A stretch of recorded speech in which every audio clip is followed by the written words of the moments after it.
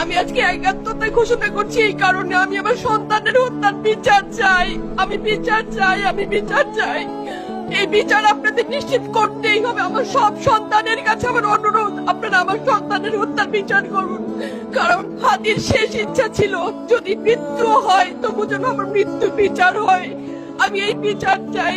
ইনসাফের বাংলাদেশ চাইলে যদি মৃত্যুবরণ করতে হয়, আর কত রক্ত দিবে আমাদের সন্তানেরা? আর সহ্য করার ক্ষমতা আমাদের নাই। আমাদের সন্তানদের বাঁচতে দিন। ইনসাফের বাংলাদেশ গায়েব হোক। আমরা আর সহ্য করতে পারি না।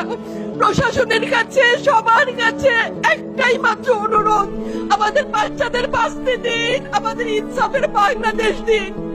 কথা বলার শক্তি আমার নাই, আমার চোখ ভরে আসছে। আমি সহ্য করার শক্তি আমাদের নাই। আমাদের বাচ্চাদের বাঁচতে দিন। প্রশাসন সজাগ হবে কবে?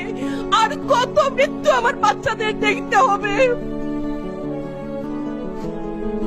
আমি কথা বলতে পারছি না। আপনারা সবাই আমার বাচ্চা হাদির জন্য দোয়া করবেন, আমাদের বাচ্চাদের জন্য দোয়া করবেন, আর ইনসাফের বাংলাদেশ যেন কায়েম হয় সেজন্য দোয়া করবেন।